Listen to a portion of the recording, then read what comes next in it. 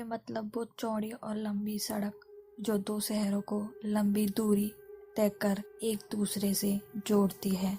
Highway पे दिन के वक्त तो फिर भी कुछ गाड़ियां चलती दिखती हैं, मगर रात होते ही लोगों का आना जाना लगभग रुक ही जाता है। इन हाईवेज पर कई सारी किस्से कहानी होती हैं जो हमेशा के लिए वहीं रह जाती हैं, लेकिन जब भी कोई उन हाईवे से देर रात गुजरता है तो अक्सर उस कहानी से रूबरू होना पड़ता है। तो दोस्तों, कहानी आगे सुनने से पहले इस चैनल को सब्सक्राइब कर दो, जिससे कि आप आगे की कहानी भी सुन सकें। रात के लगभग 9 बजे हैं। हाईवे एकदम सुनसान है। इस सुनसान और खामोशी भरी अंधेरी रात में सड़क पर एक लड़की सफ़ेद कपड़े में खड़ी है और हाथ दिखाकर लिफ्ट मांग रही है। वहाँ से गुजरने वाली एक भी गाड़ी नहीं रुक रही। इनफैक्ट उस लड़की के पास से एकदम तेजी से गुजर रही है। शिट यार, ये गाड़ी भी अचानक पता नहीं कैसे बंद पड़ गई। कमबख्त नेटवर्क भी गायब है। डैम यार, रिया ने अपने आप से कहा। उस लड़की का नाम रिया था, जिसकी गाड़ी बीच रोड पर ही खराब हो गई थी। इतने में एक कार आखिर में वहां रुकी। रिया उस कार के ड्राइविंग सीट की तरफ आई और खिड़की पर झुकते हुए बोली, मेरी कार अचानक बिगड़ गई है, क्या आप लोग मुझे आगे तक लिफ्ट दे देंगे? उस कार में 2 सवारी बैठी थी, एक आदमी जो ड्राइव कर रहा था और एक औरत जो उसके बगल में बैठी थी। उन्होंने रिया को पीछे बैठ जाने के लिए कहा। रास्ते में रिया ने बात शुरू की, आप दोनों का बहुत शुक्रिया जो मुझे देखकर कार रोक ली और मुझे लिफ्ट देने के लिए राजी हो गए। मैं लास्ट 1 आवर से वहाँ खड़ी मदद मांग रही थी, मगर कोई नहीं रुका। 1-2 कार गुजरी, मगर किसी ने भी मुझे लिफ्ट देने के लिए अपनी कार नहीं रोकी। अच्छा हुआ आपने कार रोक ली, वरना शायद आज रात इसी हाईवे पे गुजारनी पड़ती। रिया ने हंसते हुए कहा, दरअसल हाईवे में कोई भी किसी को लिफ्ट नहीं देता है, खासकर जब कोई सफ़ेद कपड़े पहना हो। लोग उसे भूत समझते हैं। आगे बैठी औरत अपनी कार के फ्रंट मिरर में से रिया को देखते हुए बोली, हम देते हैं लिफ्ट, वैसे भी भूत केवल सफ़ेद कपड़ों में ही रहते हैं, ये किसने कहा? मैं नहीं मानती, भूत कहीं भी हो सकता है और कोई भी हो सकता है। रिया की मुस्कान थोड़ी सी सिमट गई। वो औरत दोबारा हंसकर बोली, मेरा मतलब है हम सब में एक भूत है। रिया को थोड़ा ठीक लगा। ओह, बाय द वे, मेरा नाम रिया है, मैं दिल्ली की रहने वाली हूँ। ड्राइव करते हुए आदमी ने कहा, रिया अच्छा नाम है।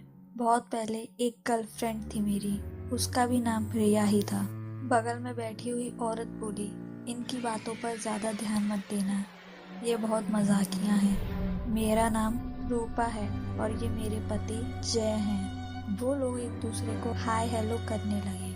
रिया, आप इस वक्त कहीं से आ रही हो या कहीं जा रही हो? रूपा ने पूछा।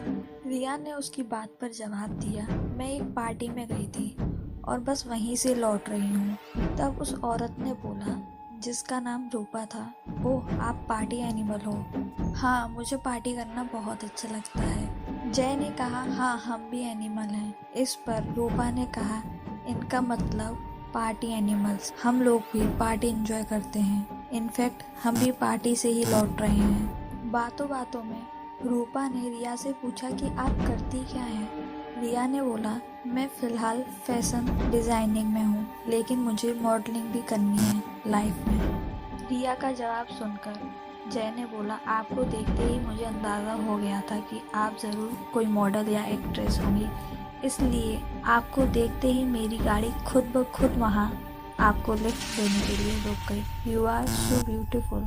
रूपा बोली, मैंने बताया था ना प्रिया, ये थोड़े मस्ती हो रहे हैं, अब बस भी करो। कहीं भी शुरू हो जाते हो, अपनी बीवी के साथ बैठे हो और दूसरों की तारीफ करते हो। तब जय बोला, सॉरी डियर, अब मैं सिर्फ तुम्हारी ही तारीफ करूंगा।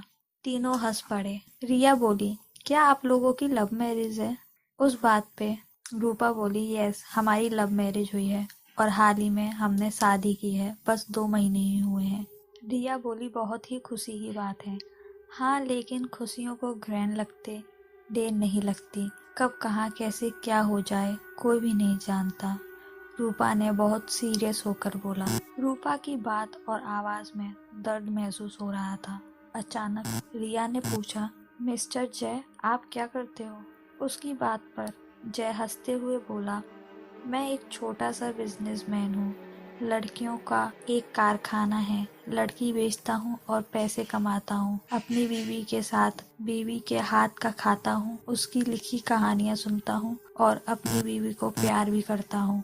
इस पर रूपा शर्मा गई। आप भी ना हद करते हैं। रिया फिर पूछने लगी, क्या आप कहानियाँ लिखती हैं? आप लेखिका हैं? रूपा ने मुस्कुराते हुए कहा, कोई बड़ी लेखिका नहीं हूँ, बस थोड़ा बहुत जी करता है तो लिख लेती हूँ। मुझे कहानियाँ सुनना बहुत पसंद है। रिया ने बोला, क्या आप मुझे कहानी सुना सकती हैं?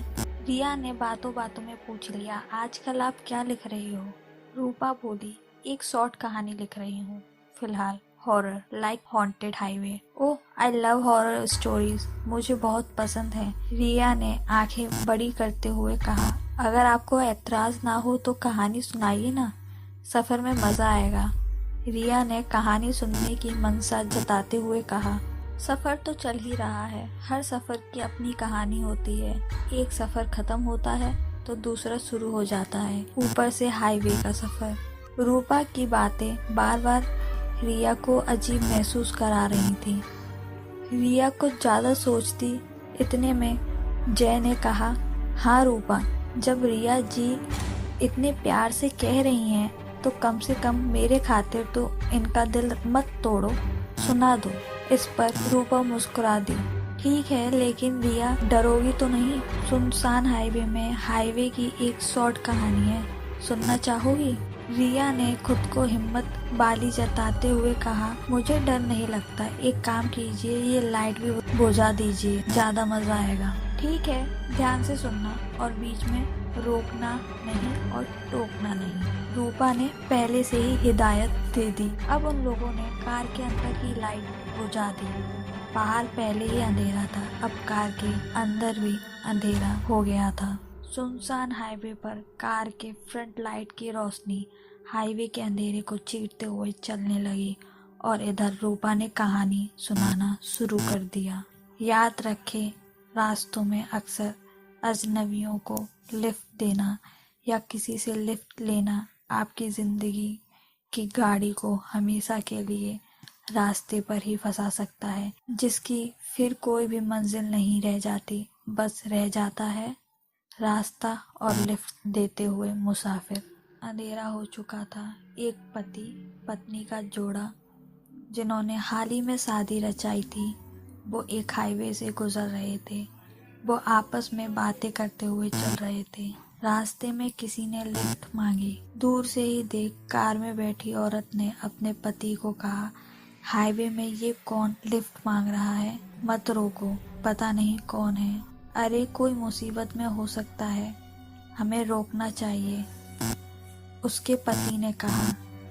कार जैसे ही नजदीक पहुंची तो एक लड़की धीरे धीरे कार की ड्राइविंग सीट की तरफ आई और बोली, मेरी गाड़ी खराब हो गई है, क्या आप लोग मुझे आगे तक लिफ्ट दे सकते हैं? उन दोनों ने उसे बैठने को कह दिया।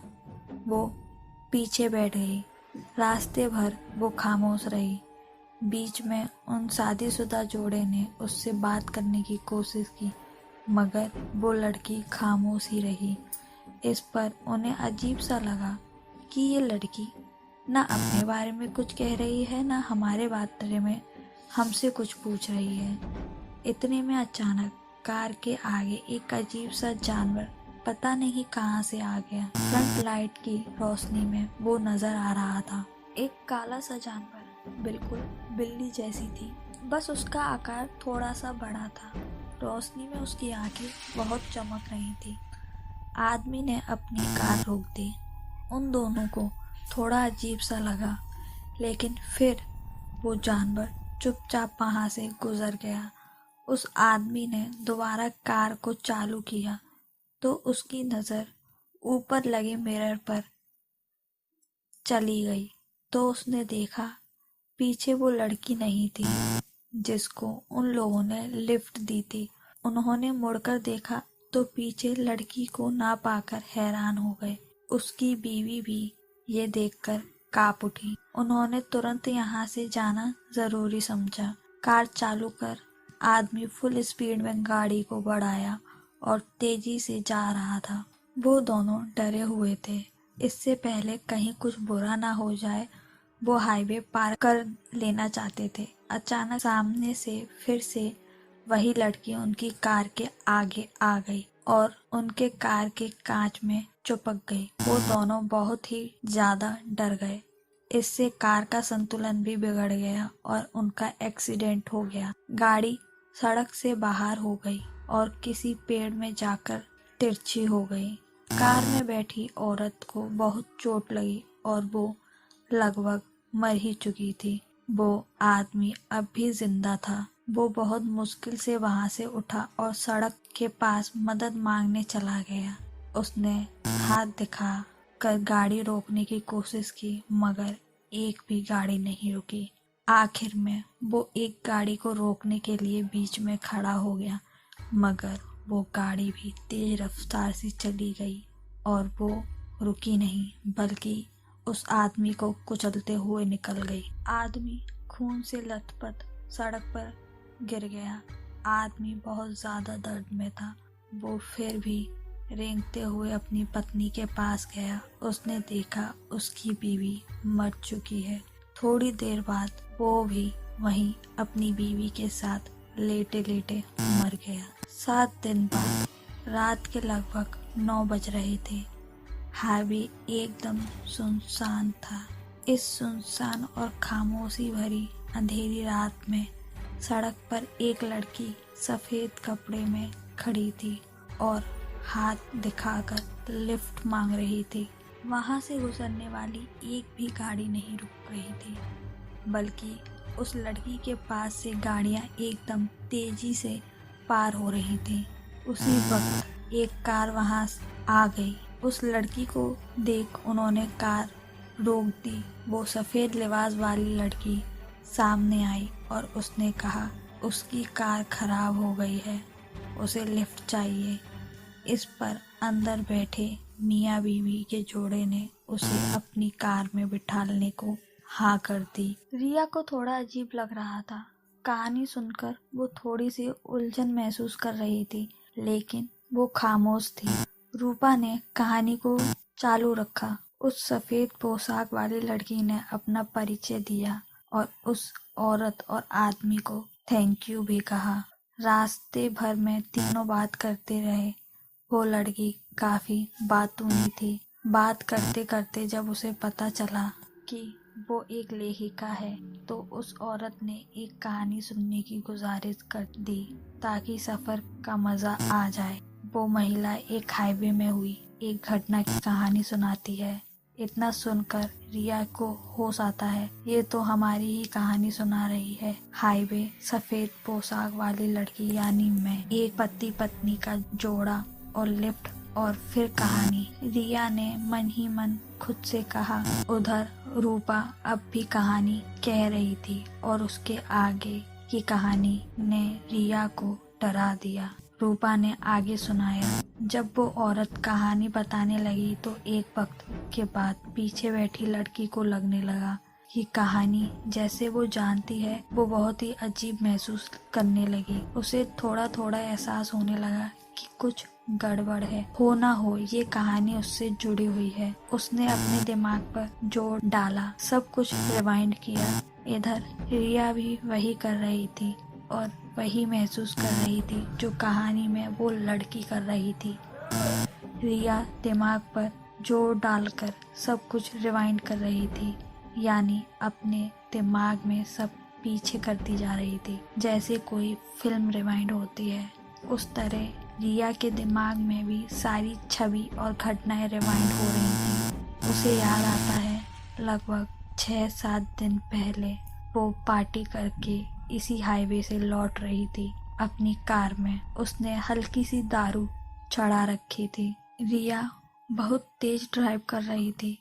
रास्ते में उसे एक शख्स दूर से दिखाई दिया था जो बीच सड़क में हाथ हिला रहा था। रिया को लगा इतनी रात में कौन होगा, जरूर कोई चोर उचक्का या ठगी या कोई भूत, पता नहीं। उसने अपनी गाड़ी की रफ्तार और तेज कर ली और बिना रोके उस आदमी को कुचलते हुए चली गई। उसे याद हुआ कि मैंने अपनी कार से उस दिन इसी हाईवे में किसी को कुचल दिया था। वो उस औरत का पति था। वो खुद से सारी बातें मन ही मन कहने लगी। ठीक 7 दिन बाद यानी आज शाम इसी हाईवे में मेरी गाड़ी खराब हुई और मैं लिफ्ट के लिए रुकी और इस गाड़ी में बैठ गई। अब रिया को सब समझ आ रहा था। जो हुआ सब कुछ रूपा ने कहानी में शामिल किया। वो लड़की जो उस कहानी में लिफ्ट मांग कर बैठी कोई और नहीं बल्कि मैं ही हूँ। ये बात रिया जान गई। वो जान गई कि उस रात जिसको मैंने अपनी कार से रौंद दिया वो एक आदमी था।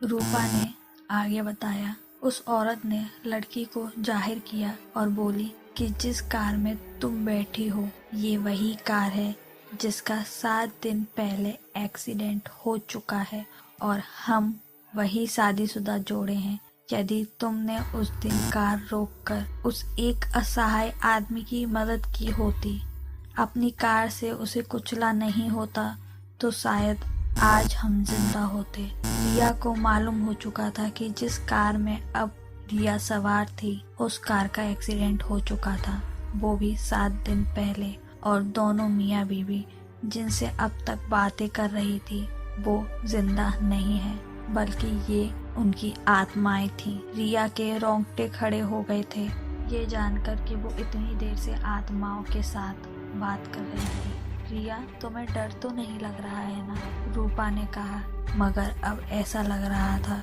कि उसकी सांसें बंद होने वाली हैं। उस अंधेरी कार में उसकी हालत बहुत खराब हो चुकी थी। उसका हलक सूखा पड़ गया और रिया को तो जैसे सांप सूंघ गया था। उसे कुछ समझ नहीं आ रहा था कि वो क्या करे क्या कहे। वो खामोश ही रही मगर उसकी धड़कनें बहुत तेज थी। एकदम धीरे धीरे एकदम से उसने कार का लॉक खोलने का सोचा तो खट की आवाज से दोनों तरफ के गेट लॉक हो गए और खिड़की के शीशे भी ऊपर चढ़ गए। कार अब भी चल रही थी। धीरे धीरे कार की रफ्तार तेज हो गई और अंदर का माहौल ठंडा होने लगा। तापमान गिरने लगा। रिया अब डर से कांपने लगी और गिड़गिड़ाने लगी। जाने दो मुझे, जाने दो, छोड़ दो। वो दोनों जोर जोर से हंसने लगे। अरे रिया, अभी कहानी खत्म कहाँ हुई है, अभी तो इस कहानी का अंत बाकी है। और इतने में कार की बत्ती जल उठी। रिया ने देखा आगे कोई भी नहीं बैठा था। कार अपने आप चल रही थी लेकिन अगले ही पल उसने महसूस किया उसके दोनों तरफ 2 लोग बैठे थे। एक तरफ जय और दूसरी तरफ रूपा। मगर रिया की हिम्मत ही नहीं हो रही थी कि वो अपनी गर्दन हिलाए और ना ही इसकी जरूरत थी क्योंकि सामने लगे मिरर में दोनों का चेहरा नजर आ रहा था। अपने कानों में रिया को उन दोनों की गहरी सांसें चलने की आवाज महसूस हो रही थी, मानो कोई गुर्रा रहा हो। रिया ने देखा धीरे धीरे उनके खामोश चेहरे काले होते गए और कुछ जख्म उभर आए। दोनों के सर में से खून बहे जा रहा था। रिया जोर से चीख उठी और लाइट बंद हो गई। कार पूरे रास्ते चलने लगी। रिया डर से चिल्लाती रही और कार किसी नॉन स्टॉप ट्रेन की तरह तेज चल रही थी और फिर अचानक कार सड़क पर पलट गई और रिया की मौत हो गई।